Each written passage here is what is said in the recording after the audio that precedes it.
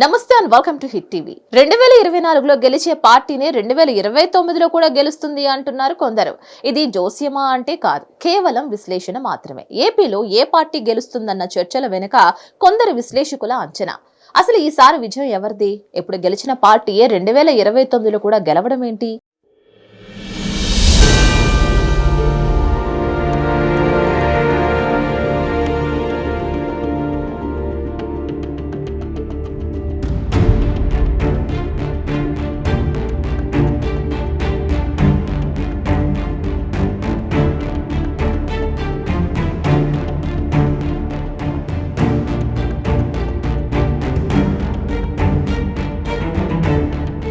ఇక ఈసారి ఎన్నికల్లో ఎలాగైనా వైసీపీ కానీ టీడీపీ కానీ గెలవడం ఖాయం.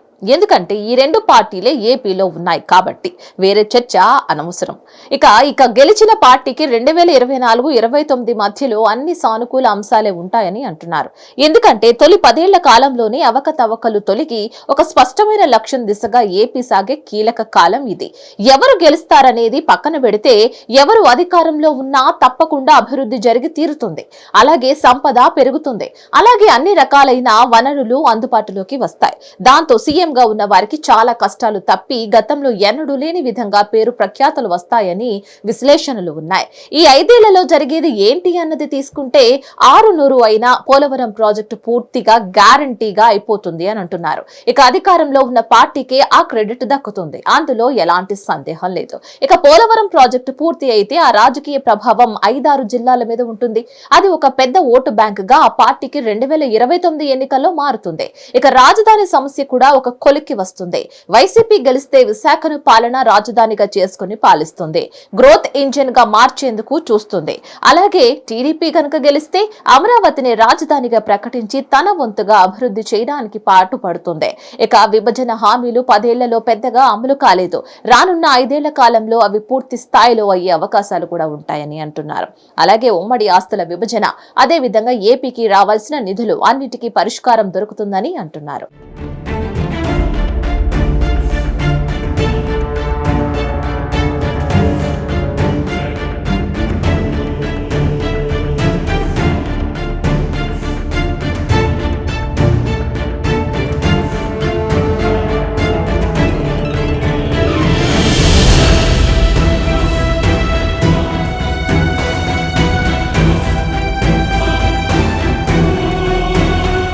అంతేకాదు పారిశ్రామికంగా కూడా రానున్న 5 ఏళ్లలో ఏపీ ముందడుగు వేసే అవకాశం ఉంది.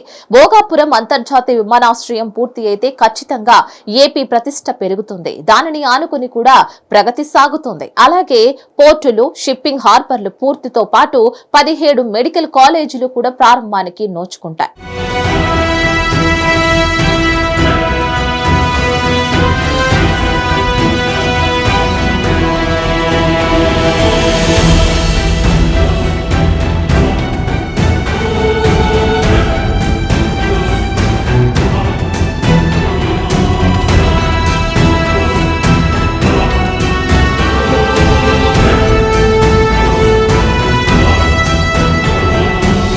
ఈసారి ముఖ్యంగా ఏపీ రాజధాని ఎక్కడా అన్న దానిని బట్టి దానిని అల్లుకుని అభివృద్ధి ఉంటుంది.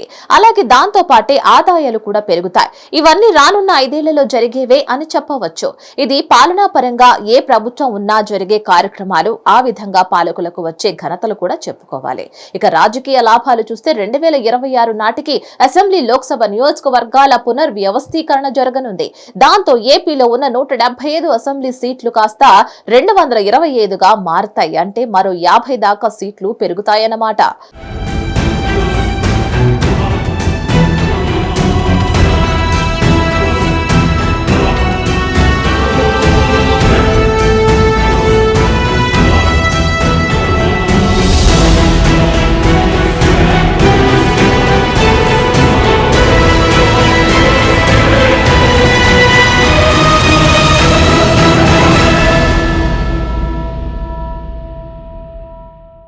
ఇదంతా ఏ పార్టీ అయితే అధికారంలో ఉంటుందో ఆ పార్టీకి ఎక్కువగా లాభించే అంశం. తమకు అనుకూలంగా ఈ విభజనను చేసుకునే ఛాన్స్ ఉంది. ఇక దాంతో పాటు మరో 50 మంది దాకా కొత్త వారికి ఎమ్మెల్యేలుగా అవకాశాలు ఇస్తూ 2029 ఎన్నికలకు వెళ్లే వీలుంది. ఇలా రాజకీయంగా పట్టు సాధిస్తూ పాలనా పరంగా మెప్పు పొందుతూ ఉంటే ఖచ్చితంగా 2029 నాటికి మరోసారి ఆ ప్రభుత్వాన్ని ప్రజలు ఎన్నుకునే వీలు ఉంటుంది. అంటే ఈసారి గెలిస్తే కనుక 10 ఏళ్ల పాటు అధికారం అందుకోవడానికి అవకాశాలు వేచి ఉన్నాయన్నమాట. మరి ఆ సువర్ణ అవకాశం ఎవరికి దక్కుతుందని జూన్ 4న ఫలితాలే చెప్పాల్సి ఉంటుంది. దీనిపై మరిన్ని అప్డేట్స్ కోసం stay tune to Hit TV.